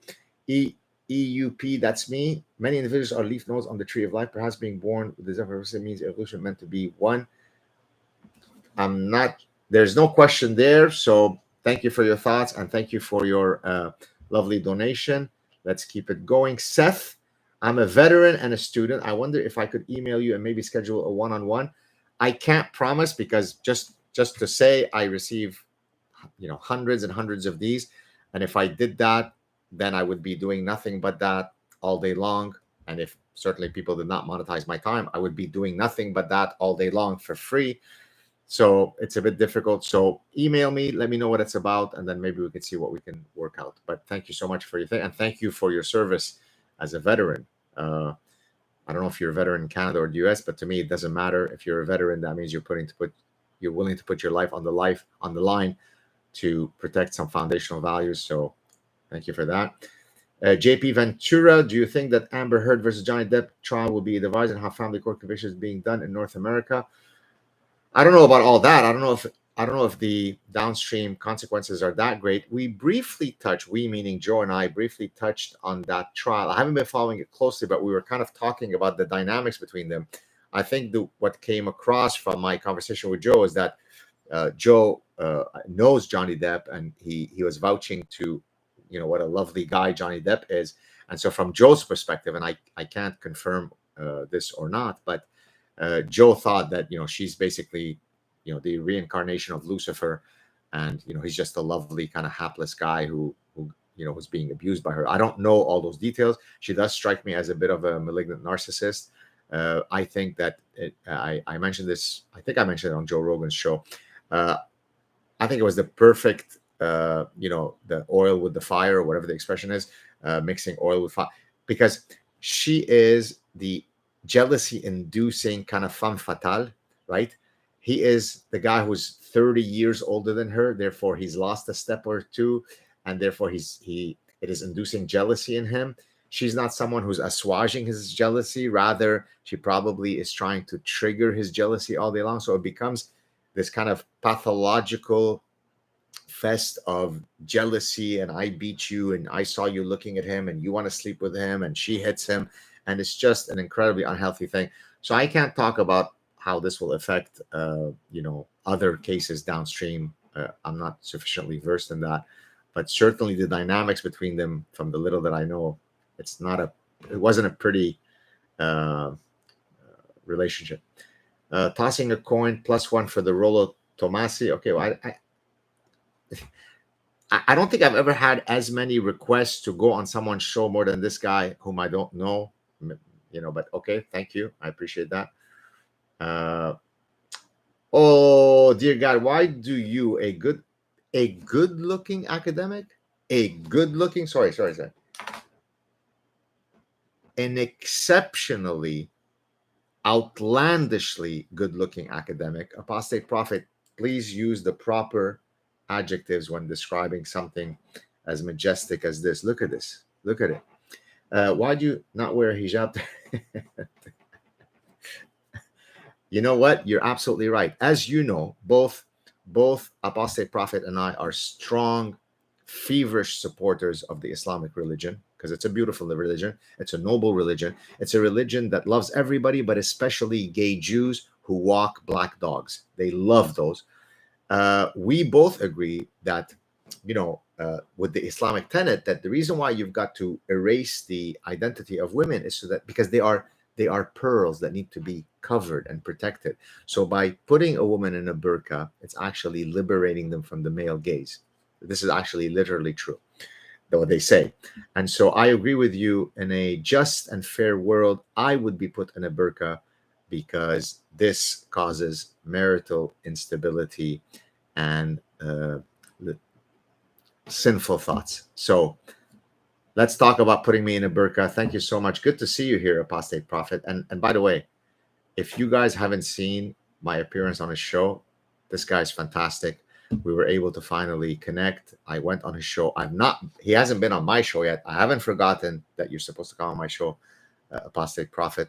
Go check out our chat on his, and please give him a follow. Phenomenal guy doing some courageous stuff. He's an ex-Muslim speaking out against the noble religion. So you might want to go check him out. Thank you, apostate. How may I give you a book? Manga and JDP. I don't know what that means. That's the title of the book. You could send it to my university address, which is publicly available. One of the things that's so lovely, when you go into the public eye, yes, you get hate mail and there's a lot of pressure in this, but there's also tons of love, right? And the love that you get includes, it's like basically I'm like the Elvis fan club. I go into my office, there'll be like 75, packages just from fans sending me things. Oh, here's a honey badger knife. Here is a pin. I'm a military guy. Here is a book, whatever, all kinds of incredibly lovely, generous things. So please feel free. I can't promise I'll read it because I receive many, many books, not just from fans, but from publishers who want to promote their authors. And obviously I don't sit and read all the books. So if you don't mind that there might be a risk that I don't read it, please go ahead. And if you end up not sending it, I also understand. But just the thought is very kind of you. So thank you for that, JP Ventura. And thank you for the super chat donation. Aaron H, no need to read. I'm not watching. Okay. Nomad capitalist. Okay. I'll do that. JP Ventura is back. Thank you. How much money you lose to YouTube or Twitch compared to taxes? I don't know. This is only my second live stream. I hope I'm not misspeaking. I think it's 30% on YouTube. So all of the stuff, let's say if I made $200 from this live stream, by the way, just for you to know, I'm just being honest with you. My hourly rate when I do consulting is $1,000 an hour. So if I'm now doing, now I'm almost at an hour and a half, it would be $1,500. So believe me, I'm not doing this just so I can make money, but of course it helps when people monetize your time. I could be working on my book. I could be jogging. I could be sitting with my family. I'm sitting here. So if you want to help out, please do. But I think to answer your question, JP Ventura, I think on YouTube for live stream, it's 30%. So there you go. But it's only my second one. So Kick Jack, thank you again for coming back. God, for those listening, driving, please read out loud the chats fully. It throws off the chat for us to go back to find and read what you're responding to. Okay, I thought I was reading them, but okay, I'll make sure to continue reading them. I appreciate the feedback. JP Ventura's back. My goodness. I don't know what R$5 is. Maybe that means it's only 1 cent. I hope it's not. Someone used your brain parasite concept into a Legion FX series. Check the loser, man. Did they cite me or they stole it? If they stole it, remind them that theft is not good. Of course, unless if you're the government, in which case you could take 58% of my book royalties. I write the book based on the horrors that I went through in Lebanon, but they get 58% of the proceeds of my brain. That makes sense. But thank you for telling me about that. Maybe you could send me the link or whatever. I don't know what that is. Is it a game, video game? You could maybe email it to me and I can try to check it out. Back Health 101. Why do you feel a sense of genuine fear, sweating, increased heart rate, adrenaline when debating with a socially aggressive feminist? Do you feel this? Oh, why do I feel a sense of genuine fear? You shouldn't feel a sense of genuine fear when you are interacting with a socially aggressive feminist. The only reason why you feel that is because you are overestimating the consequences that that person can wield on you, right? What could they do? What could the angry, what did you call it? Socially aggressive feminists do to you? Nothing. Okay. If your principles can be properly defended, well articulated, with eloquence and with honey badger ferocity in terms of your commitment to those ideas, there's no reason why you should be so fearful of any blue-haired Taliban members. All right, let's keep going. Hello, Saad, I'm a big fan of you. You're very well my idols, Talib. And he said, what do you think? I'm friends. Oh, I don't know what else to say about Talib. I've already spoken about. What are your thoughts on interracial dating? Is it good? Whatever happens between the sheet happens between the sheets. Don't care what skin color you are, black, white, yellow, orange, purple. Nothing wrong with any interracial dating. Go for it. Good evening, Dr. Saad. What are some psychological differences between young parents versus older parents? Have a wonderful evening. This is Bartolome Esteban Murillo. I don't know if this is the actual name, but if I'm not mistaken, this is the gentleman who arguably leaves me the most polite, the most gracious, the loveliest, the kindest messages on Twitter publicly. I think it's you. And if it is you, if I'm recognizing your name, wow, if everybody were this kind, we would live in such a better world. What is the difference between young and older parents? I mean, I don't know. We're older parents in that my wife is 11 years younger than me, but we've been together for 23 years, but yet we have children that are 13 and under. So we started late by choice. I kind of regret it. I would have liked to maybe have had a bigger family, but I think we're wiser, right? I think maybe we're inherently more patient. I don't know if there are other. So I couldn't answer you from the scientific literature perspective. I don't know that literature, but just off the top of my head, off the cuff, I would say that maybe being older, having greater experience. I mean, if I'm 19 and my wife is 17 and we just had a child, the cumulative experiences that we could impart on our children at that age surely can't be like those that we might impart if we have children 20 years later. So my feeling is that much of those differences are going to come from the cumulative wisdom or lack thereof that you may have as a parent, depending on the age you're at. So I think that would be my answer. Luttrell, I worry that I will find a great mind and not have a good question to ask them. Any ideas on a good question to learn from a great mind? Okay, so you want me to do the hard work as to what you should be asking me. How about you just say this?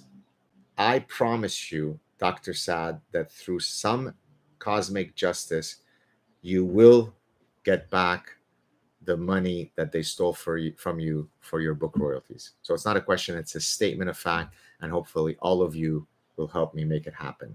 Because otherwise, I think one day I'll just jump off a building, because the sense of betrayal, of rape, of violation that I have felt has been truly painful.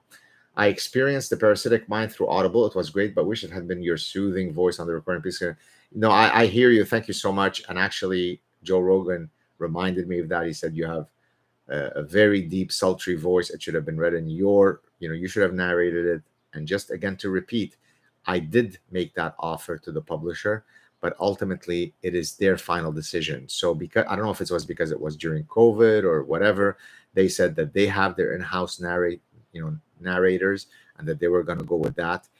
I do agree that when someone has a public platform the way that I do, so that people have bonded with you, visually and auditorily, that it would make a lot more sense for me, especially when the book is so personal. I'm telling you about my life growing up in Lebanon and facing the hatred. Of course, it's going to sound better when it's in my voice. And of course, it's much better when you've got the Lebanese Barry White having the voice that I do. But it wasn't my choice to make. I do hope that for the next book, we might be able to address that. But ultimately, please don't get upset at me. The final decision for these kinds of decisions is left to the publisher. Michael Arturo, thank you. Thank you. Oh, I just skipped a bunch. I don't know what happened. So let me go back. I'm going back to Michael Arturo. I want to find where he is. Go back. Have you want? Okay. Yeah, okay. Here we go. Marian Holtzman. Oh, thanks for coming back. Have you watched the new Dinesh D'Souza documentary yet? Thoughts? I already answered that earlier. I was invited to the premiere of 2000 Mules in Florida. I wasn't able to make it, so I haven't watched it yet, but I plan to. And once I do, you could come back to the next live stream, and we can I can give you my thoughts, but I don't know yet. Patrick, how many how many Harry Kane jerseys do you own, Professor? I'm guessing here you're joking because you know that I don't have great admiration. Harry Kane is a striker who plays for Tottenham Hotspurs, a team in the first division, the Premier Division in England, and he also plays for the English national team. He's got the style of a drunk hippopotamus, but he is a very good striker in that he scores a lot of goals. That's great. He does do that. But I like the silky players, the ones who they touch the ball and you have an aesthetic orgasm. Just what Messi, okay? Johan Cruyff, stylish, beautiful, elegant. They effortlessly glide past players. Harry Kane is about as effortless as Rosanna Barr dancing the tango. Okay. So how many jerseys do I have of it? My whole house is a shrine to how much I love him. No, I have none. But thank you for that question, and thank you for the donation. All around sounds. Gatsat, thank you for all your work. Please do an interview with Ro, for fuck's sakes. Okay, we got it. You want me to speak to Rollo Tomasi? I don't know who he is. Got it. It's in my book. If I have time, I'll speak to him. Thank you so much. I appreciate your donation. But it's probably the number one question that keeps coming up. There comes a point where, the inverted U, too little, not good, too much, no good. I got his name. I'll keep it in mind. If the schedule permits it, I promise I will try to speak to him. Thank you so much, All Around Sounds. Fobef. Isn't that disinformation lady Nina Jankovic so bad you just have to concede that God exists? What a gift for anyone opposing a mystery truth.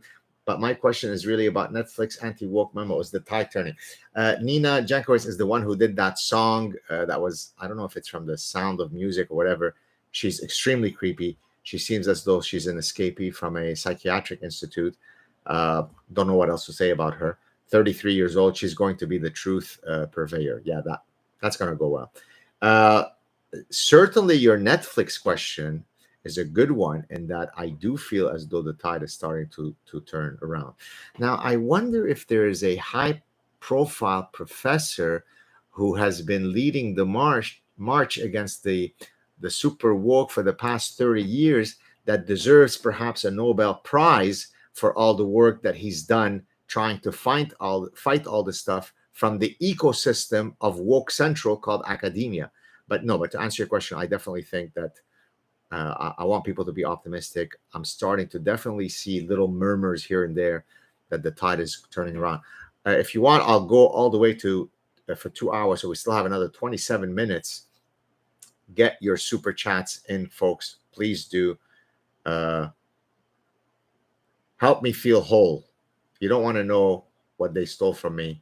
You'd have to be giving me a lot of super chat money to make up for what they took. But one of my dreams actually would be for some, super wealthy guy to just contact me and say, you know what? How much did they steal for you from this book?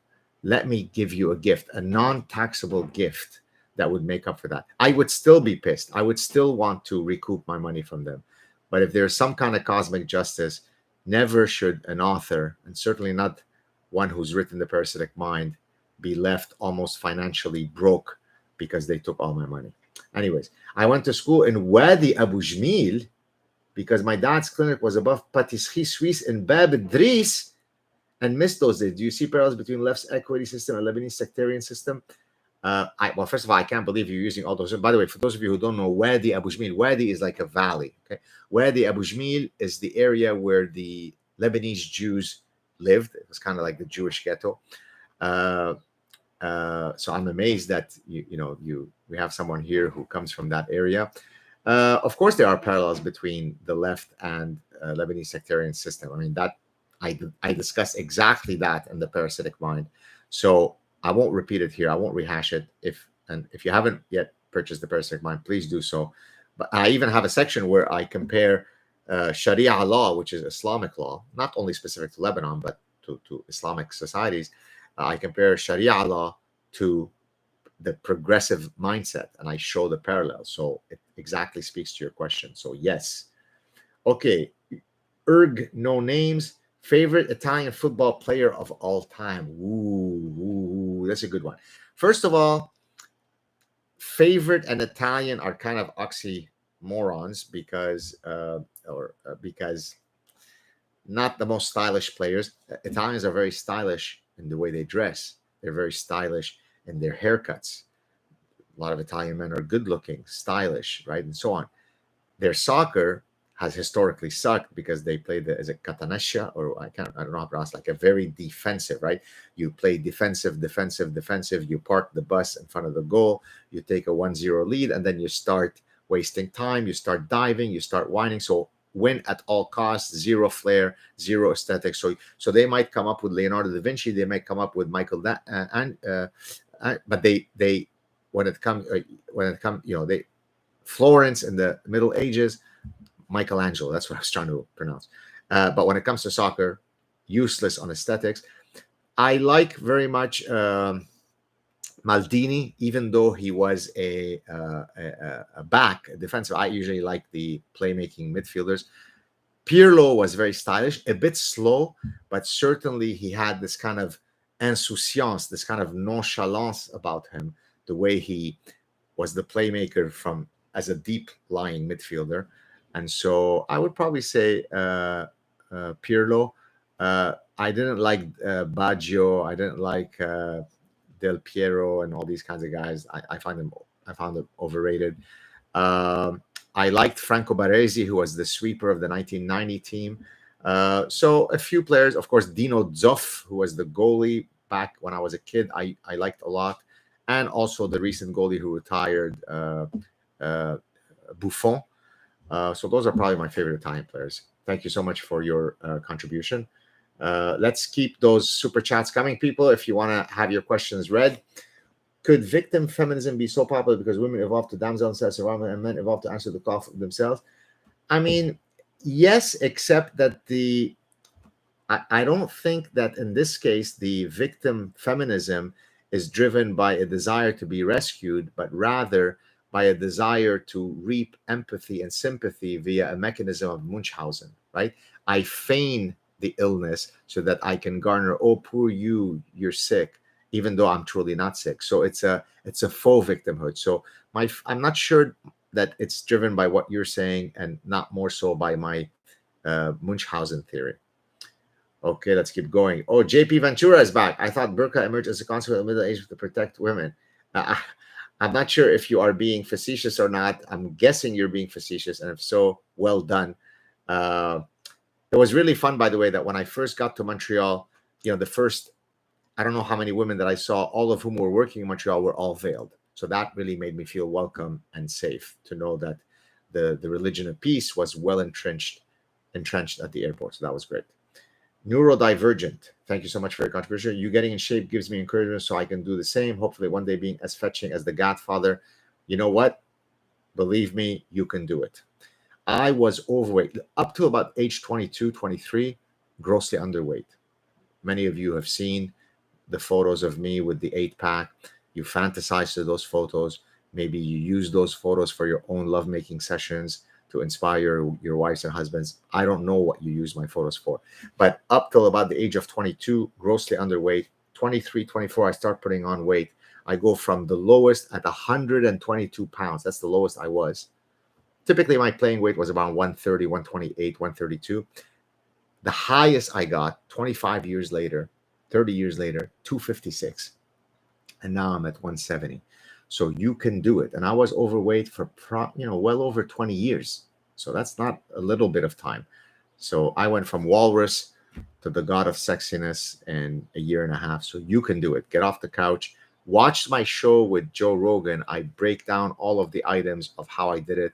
Nothing magical, no secret recipe. There's just a bunch of steps. You have to adhere to them. And I promise you, you will be in the right shape. So go for it. You can do it. Okay, Gary Denier Bassis. I hope I'm pronouncing it right. Could it be that people think that Cristiano is better than Lionel because of Cristiano's leg wax? Inquiring minds need to know. No, I think because people are idiots. Because people, they're morons. They're imbeciles. And so no person who really knows soccer. By the way, I could give you the statement of 1,000 of the greatest players of all times who are still alive, all the greatest coaches, and when they're asked Messi, Ronaldo, almost invariably everybody says Messi. Ronaldo is an athletic specimen. He is the model of discipline. However good he is, he wants to be better the next day. He's disciplined. He's hardworking. He jumps very high. He can hang in the air for 12 hours. He sprints. He's tall. He's bulky. He's muscular. He's fast. I mean, less so now, but okay. So he's a specimen, okay, both in his mind and in his physicality. And he's a finisher. He's now the number one all-time leading scorer in international goals for the national team. So he's amazing. But you don't have an orgasm watching him touch the ball. Messi is of another world. Messi transcends reality. Messi is me. When I watch Messi, I'm taking drugs. So if someone says, do you take drugs? I say, I don't ingest drugs. I watch Messi and I'm high. God damn, that was poetic. You get it? Because Messi, the way he moves, the way he touches the ball, he is soccer. He's made for soccer. They engineered him to be the right height, right size, right acceleration, right cutting. When he dribbles past people, he's perfection. I've seen all the great players of all time. I've seen Pele. I've seen Maradona. I've seen Cruyff. I've seen Ronaldo. I've seen Zidane. I've seen them all, every one in my lifetime. All of them combined are not as good as Messi. Why? Because Messi is football. So that's it. There's nothing to argue. If you argue that, you're an affront to human decency. All right, let's keep going. Let's keep it going. As an Air Force veteran, by the way, my son and I always play. I'm going to read your question in a second, but my son and I always say, okay, which service would you want to be in? You know, you got the Marines, you got the Air Force, you got the Army, you got the Navy. I do think that the Navy pilots that land on the aircraft carriers do have a special place in my heart. They, the whole Top Gun thing, they are super cool. But I've always fantasized. When I was a kid, I wasn't much of a comic book reader, but there was this one French comic, like comic strip, that was about these Air Force pilots from the French military. I think it was called Mirage, the fighter jets. And I used to always think, wow, I would like to be that, as a young boy, kind of fantasizing. And even till today, I've thought, assuming that my body can take it, I would love to go on such a flight. And I came close to doing that because I've got contacts in high places, as they say. I've never done it yet, but maybe I will. So if there is a military Air Force person here who can hook up Dr. Saad to go on a flight, make it happen. So as an Air Force veteran, thank you for your service, sir. I'm curious about the story behind your poster, Our Heroes. Thanks for you talk about this one. I don't know if you could see it. Let me just move it for you. If you see the image, it's me, right? So what they did is they took an image. I don't know what the original poster's from. I'm guessing it's one of those propaganda piece to during World War II to try to recruit people to join the service. Then they put my thing, and if you see, it's shooting down an ostrich. This was sent to me by a fan, made by a fan. That's the kind of love. That's the kind of community we're building. So thank you for that. So that's the story for the poster. Let's keep going. We're down to 2:30, still pretty good for a completely unannounced. Next one, I'm going to try to actually announce it, like give it, let's say, okay, next week I'll be here, because let's try to see if we can grow these numbers. Okay, I'm going down, guys. Sorry if I skip all. There's millions of comments here because I want to just stick to the one. Hirid, what a cool dude. Thank you. I appreciate that. Where can I buy you some good dinner? I'm 50% Jewish, 2,000 years removed. Okay, did I cover? No. Oh, I didn't cover everybody yet. Hold on a second. I'm okay. I missed a whole bunch of people. Let me go back. Oh my God, I would have hated to miss all these people. Okay, hold on. The last one was the Air Force veteran. So let me first find him, and then I'll come back to the rest of you. Let's see if we can beat the total of last time. This is my second one. So please, guys, if you love my work, if you support all that I do, if you want to give me some financial protection, believe me, the whole dream can end at any time. Even though I'm tenured, who knows? And of course, these guys are always coming after me, just like these guys, meaning the Canadian government, Quebec government. So if you want to help support me, please do so. Okay, I'm going down to find the next. Oh, Jordan, thank you for your words of fortitude. A nurse from Manchester. Okay, I may create an enemy here. I don't want trouble. But if you're going to ask me next, Manchester City or Manchester United, completely, I'm a blue guy. Manchester City. Why? No, I'm not going to lie to you and tell you I was a Manchester City fan 25 years ago. But once Pep came in, once he created tiki-taka football, it's so beautiful to watch. Completely stylish. And by the way, Kevin De Bruyne is divine. Messi is the greatest player of all time. Doesn't count because he's not human. Of human players, Kevin De Bruyne is the best player in the world. That guy has the footballing IQ of Einstein. He can see passes that every single other person in the stadium couldn't have even dreamt. He just scored 4 goals. He's a midfielder. He just scored 4 goals in his last game. So I hope, Jordan, I haven't upset you if you're a Manchester United fan, but I'm sorry, but I support the noisy neighbors, as Sir Alex Ferguson once referred to Manchester City. The noisy neighbors who are catching up very quickly to the total of championships that Manchester United had won. Matsu Crunch, thank you very much for your contribution. I promise through some cosmic justice you will get back to where it is going. Can I tell you something? Just you writing that to show you how desperate I am.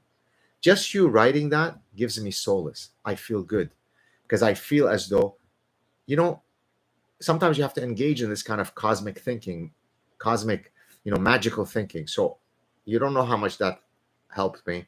And I hope that from your words to the cosmos's ear, that one day I'll sit with you and I say, I worked it out and my book royalties are back, every single last cent in my bank account. I earned that money. I wrote the book. I lived those experiences. F you that you would steal it from me. So thank you so much, Matsu Crunch. You don't know how much that means to me. Let's keep it going. For attention to check mail, it's Serious God. Okay, I'll check. Jayant Sige. I'll definitely check it. I can't promise. I can't tell you how many thousands of emails. It's not easy, but I will definitely check it. But this is George Kamajian who's back. Thank you for your, I think, second super chat today. But Dr. Saad, have you heard of this YouTube channel called The Rational? You should go on there. I heard he's okay. So I'm gonna guess. I'm picking up that maybe that's the guy that I was complaining about earlier, whatever his name was. Is that the joke there? I don't know. But okay. The Rational Male. Okay, that sounds good. Lutre, I promise you, Dr. Saad, that through some cosmos, you'll get back the money they stole from me for your book royalties. Oh, you're killing me. That is lovely. Thank you.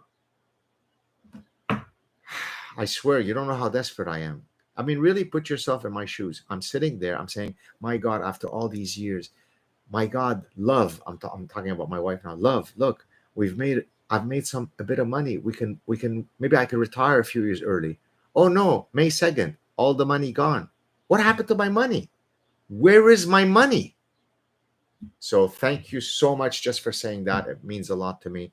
It gives me the vigor to feel as though we can fight. I wonder if I were to go on my huge platforms and say, I want people to sign a petition, because look, everything in life changes. We used to have slavery, and then hundreds of thousands of people lost their lives, and now we no longer have slavery. The tax system is it truly is slavery, right? Because it's from January to September, I work for free and I start keeping my money in the 8th, 9th month. Is that normal? Is that possible? So that's if you saw how much money I made this past year and then you saw the final number, you'd say it can't be. You're what are you? You're laundering money. You're doing something, God Saad. How could you start with that number from your book royalties and end up with this number? I basically have enough, but a tiny bit of money to maybe to change the windows in the house. How could that be? Well, because if you're taxed 58% on your income, if you're taxed 15% on sales tax, so whatever money is left, they take 15% of that. If I then pay property tax, if I then pay school tax, well, I'm left with about a third of my net income. And then if I then add all the expenses for the year, oh, look, at the end of the year, I've got $12,000 left. Now you might say, oh, $12,000 is good. Wow, that's nice. Well, not if you see what I originally made. Where is my money? Anyway, so thank you so much, Latrell. I truly appreciate it. Kick Jack is back. Thank you. I love your salt about taxes. Let it flow. Do you see a new wave of immigration, not just from third world, but from all of the first world into the US? Yes, you're looking at one. The idea that no matter what I do, I can never escape your criminal taxation. Again, when there was no taxation in 1917, how about you stop fucking spending all the money on all the bullshit? Just give a military, fix the roads, have a police, and F off. No gender equity in Pakistan. No going on private jets, Justin Trudeau, to Davos so that you could talk about green stuff. Provide us these 6 services. Levy $10,000 from each Canadian. I don't care how much money you make. There is no moral or ethical justification for why different Canadians should pay different amounts to have the right to be Canadian citizens. That's the definition of not being equal under the law. It's fucked up. It's bullshit. I know I don't swear usually, but you got me. So yes, I'm salty. And now at least my mind is going with you guys. I'll get out of here after, and I'll just sit and wallow in the injustice of what's been done to me. So, yes, I am salty. I'm angry. I want revenge, and so on. And so should all of you. You should never be the type to say, oh, shut up, this successful guy whining about money. Why should I pay 10 times the taxes you pay with all that I do for society? Anyways, any recommendations of Arab Jewish music artists, film contemporaries, or otherwise? Oh, Incendie was amazing. Huge fan of Incendie. Incendie was a movie, by the way, if you forgive me, you misspelled it, but it's okay. Incendie means fires. Incendie, plural, or with an S, become fire in plural. It's a movie, I won't give it away because it has a really interesting twist that was done regarding some Lebanese immigrant. Anyways, I won't tell you the story, but I don't think that was Arab Jewish. I don't think that the connection with Lebanon was a Lebanese Jewish one. Probably Arab music. The top one is Enrico Macia, Enrico Macia, or I don't know how you break it up. He was a very famous Moroccan Jewish singer. I'm not even sure if he's alive, but he was a very, very big singer in French-speaking world. Certainly when I was growing up in Lebanon, he would be one. There aren't too many. Well, there's Gad El Maleh. El Maleh means Maleh means salt, and although in French you say Gad El Maleh, who's a very famous French actor, and he shares my name, which is a very rare name, Gad, my first name. He is a comic, also stand-up comic. He's played in several many movies, typically French movies, although he's tried to do a bit of a crossover over the past couple of years. He's actually linked to my family by marriage. My cousin is married to his uncle, Maurice El Maleh, who is the uncle of Gad El Maleh. You might want to check him out. But I can't think of too many Lebanese Jewish artists or singers and so on. Not many. Now, I can think of non-Jewish Lebanese singers. My favorite one growing up, who still haunts my mind because she has such a haunting voice, is Fayrouz. You might want to check her greatest Arabic singer, arguably of all time. So you might want to check her out. Fairuz. Her name is pronounced in different ways, but probably the most common way, one is Feyrouz or Fayrouz, Fairuz. So there you go. JP Ventura is back. YouTube links sent to your Cornell email and to your Twitter mural book on by Amazon Prime. Okay, thank you very much, JP Ventura. This is not a question, it was a statement. Creative project, thank you very much for your contribution. Can social isolation hinder cognition? I don't know the literature on that, specifically those links, but I can certainly construct an argument for, if you are socially isolated, you can become lonely. If you become lonely, you can be depressed. If you become depressed, you're in a cognitive state of kind of learned helplessness that can cause your ability to be creative, to engage in ideation. And so I can clearly construct some theoretical arguments, which then would have to be empirically tested, linking social isolation to cognition. So at the theoretical level, I think there's definitely something there to be said. No Guard, Coatesmith, thank you very much for your contribution. As a Lebanese, your thoughts on Klinger from MASH.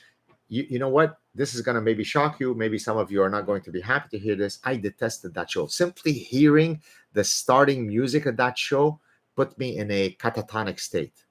I couldn't stand it. I hated the set. I found them heavy and obnoxious. He's the one who, I guess, gets dressed up as a woman so that he can avoid being in the military, right? That's Klinger, I'm guessing. I don't know much about him other than I couldn't stand that show as a kid. So sorry about that. Okay. Nicholas Wilson, what advice would you give someone in their early 20s? Well, it's kind of a general question. Advice where? Advice on how to seek a partner, advice on what kind of job to get, what kind of degree to get, advice on how to respond to your parents. There's 73,000 domains in life, so I can't give you advice in every domain. The domain in one field is different than the domain in another field. This is, by the way, one of the reasons why I had never written a self-help book until the one that I'm currently writing, which is not really self-help. It's a lot more highbrow, because I think that a lot of times self-help gurus are just bullshitters, because there isn't one solution for every single condition. They're selling you promissory notes, right? Here are the 7 steps to everything. F off. There aren't. But advice, here's one I could give you that transcends everything. Be authentic. And I do talk about this in my next book. Now, authentic in 2 ways. You could be authentic in terms of your interactions, like be authentic, be real. Don't be fake. Present yourself to the world with all your faults and with all your flaws. And I am real to a fault. Okay. But there's another grander dimension of authenticity in the existential sense, that there is actually existential authenticity that many existentialists have written about. For example, be authentic in terms of the career you wish to pursue. This is really getting into the territory for my next book, which I hope that you will all get. You decide to become a physician because your dad wanted you to become one. Then at the age of 50, you wake up and you realize, God, I hate medicine. I should have gone into art. That's always what I wanted to be. Well, guess what? You didn't live an authentic life. You were inauthentic to the most foundational personhood of who you are. So what advice would I give Nicholas Wilson to someone in the young 20s? Be authentic in every possible way, in daily interaction and in the existential sense. I think I hope you agree that one of the reasons why seems to be working nicely is I'm here. I'm authentic. I don't hide anything. I'm passionate. When I'm pissed off about the taxes, I'm pissed off. If I drop an F-bomb, which of course I don't usually, it's very rare. Okay, now it's a different milieu. I'm authentic. I don't put on the haughty air of a fancy professor. I am me. Okay, be authentic always. Okay, guys, we're almost out of time, so I'm going to try to cover all of the people that I haven't yet covered. Okay, here we go. We only have 2 more minutes, so you might want to, not that I want to say this, but you might want to stop your super chats, because I want to just get through everybody who's here, and then we'll call it quits. Hey Saad. Hey Saad, not hey Gad or hey Dr. Saad or hey Professor Saad, just straight to last name. Hey Saad. This is Tommy Aquist. I'm a psychology student from Denmark. I'm interested in F-Psych on career opportunities. Can one use it in clinical practice? Yes, you could use evolutionary psychology in clinical practice. I can suggest to you one great book that can whet your appetite. It's a book by McGuire and Troisi called Darwinian Psychiatry. They provide the framework for how we could study psychiatric ailments from an evolutionary perspective. There's also a more recent book called Evolutionary Psychopathology. Check those two books out. There's definitely a space for clinical psychologists who are rooted in the evolutionary lens. So yes, I'm trying to wrap up all remaining. Miss James in Blogington, how much of Munchausen is driven by finding victimhood and sympathy, psychological desire to acquire social currency and material gain? A lot of it is driven by the former, oh, poor you, oh, empathy, attention, right? And by the way, Munchausen syndrome by proxy is even more diabolical, right? Munchausen syndrome is I feign an illness on me so that I can garner the sympathy. Munchausen syndrome by proxy is I harm my biological child, my pet, my elderly parent, so that I can garner the empathy and sympathy by proxy. So usually it's not for pecuniary reasons. It's not for material gain. It's for this orgiastic and twisted need to draw attention. Oh, poor you, you have an ailing child. It's grotesque. All right, guys, almost out of time. We're going a bit past two hours. Okay, here we go. Do we have anybody else?